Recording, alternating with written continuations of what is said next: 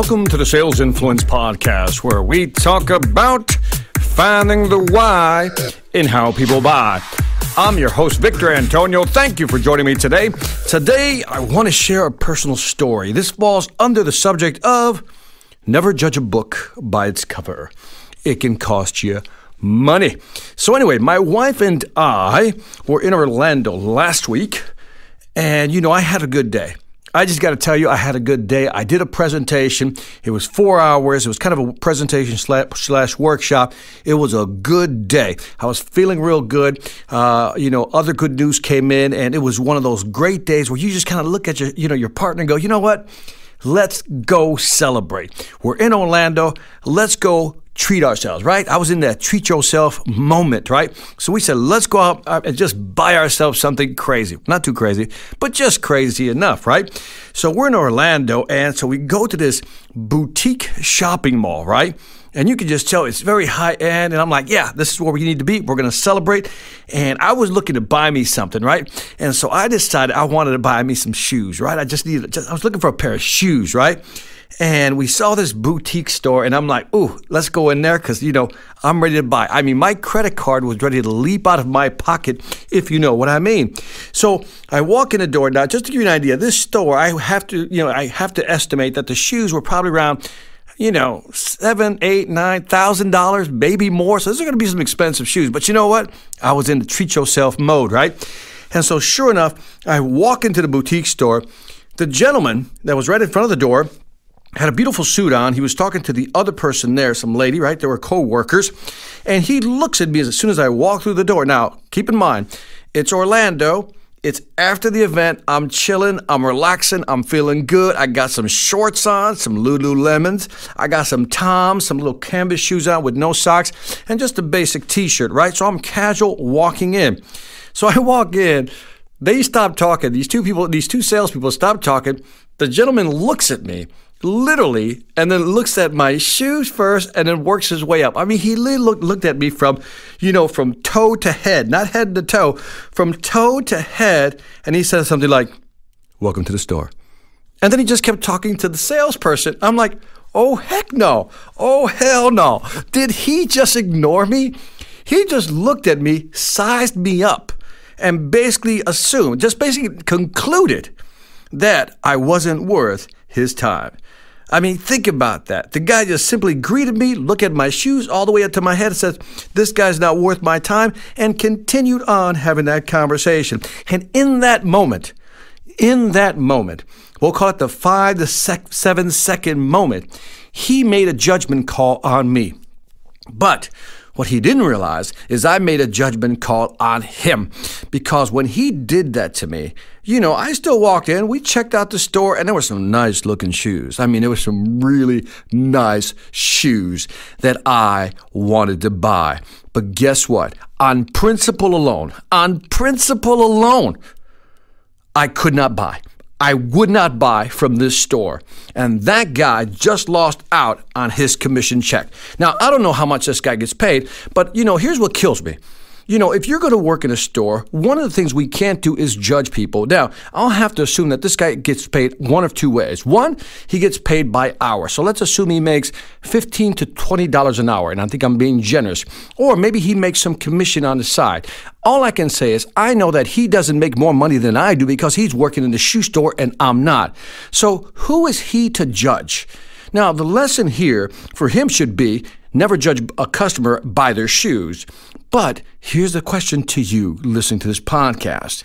How many times have you made a judgment call on your customers? Now think about that for a second. How many times have you made a judgment call, assumed that the customer couldn't afford it? I remember years ago, I read the book, and I apologize to the author because I don't remember. It was called The Millionaire Next Door. And when they talked about what the millionaire next door looked like, it wasn't that he dressed in an Armani suit, loved to wear Rolexes or some Audemars Piguet watches or some, expensive shoes. No. The average millionaire wears jeans, casual shirt, and drives, a regular truck or a pickup. In other words, they don't flash what they have. And so my question to you is, have you committed that mistake in the past? Psychologists call this the fundamental attribution error, right? That's when we attribute something to somebody just by visually looking at them. And so when you look at your customers, do you make that mistake? For example, if you're a car salesperson, how many times has somebody walked onto the lot and you kind of go, they don't look like they have any money? Or maybe you're selling to a homeowner, and maybe you're selling some landscaping or some hardscaping, or you're doing some remodeling, kitchen remodeling, that's your business. And as you're driving up, you don't see a BMW in the driveway. You don't see a nice lawn. You think, they probably can't afford it. Or maybe you sell jewelry and somebody walks in with sandals, flip-flops, casual clothes, and you're thinking, they can't afford a $20,000, $25,000 watch. How many times have we made that mistake? See, I've learned many years ago, and again, the book, The Millionaire Next Door, go check it out, was the book that really highlighted for me that you should never judge a customer by what they wear, by how they look, or even how they speak. So the lesson to that salesperson is this. That guy, he looked to be about, I'm going to say 45 years of age, right? And I can now tell him, I wish I could tell him this. I said, my man, here's what I would tell him. If I could just go back in time, pull him aside and say, listen, man, let me tell you why you're always going to be working in a shoe store.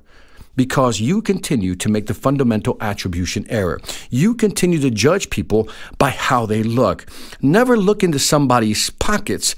Always look into their eyes, so to speak. In other words, figure out what they really want. When somebody walks in a store, they're looking for something. They want to buy something. And when I walked through that door, I knew what things were going to cost. He should have looked at my eyes and not my shoes. So the lesson for this week is, don't judge a customer too quickly just because they don't have nice clothes. Maybe when you drive up to their house, they don't have a nice car, or maybe just simply by how they look or speak. Be careful, because we can lose a deal that quickly. It took that guy 5 to 7 seconds to judge me. It took me less than 5 seconds to say, I'm not buying from you. So keep that in mind.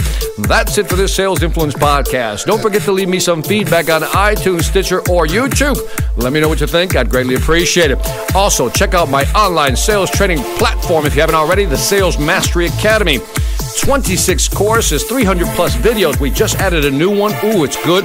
Also, you'll get access to all my books, including my latest one, Sales Ex Machina, which is how artificial intelligence is changing the world of selling. Anyway, if you're serious about increasing your sales ability, go to salesmasteryacademy.us. That's Sales Mastery Academy US. Lastly, I want to thank you for listening. This is Victor Antonio, always reminding you, let's wait for the drop. Selling ain't hard when you know how. Ha ha! Take care.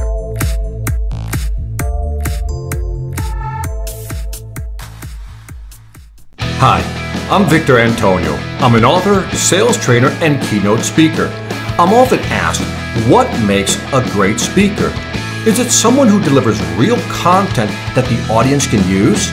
Is it someone who engages the audience so they're part of the learning experience? Or is it someone who can motivate an audience to push them beyond their comfort zone and discover new abilities? The answer is yes. But the most important thing to remember is that I'm not there to look good. I'm there to make my client look good. Simply put, it's never about me, and it's always about them.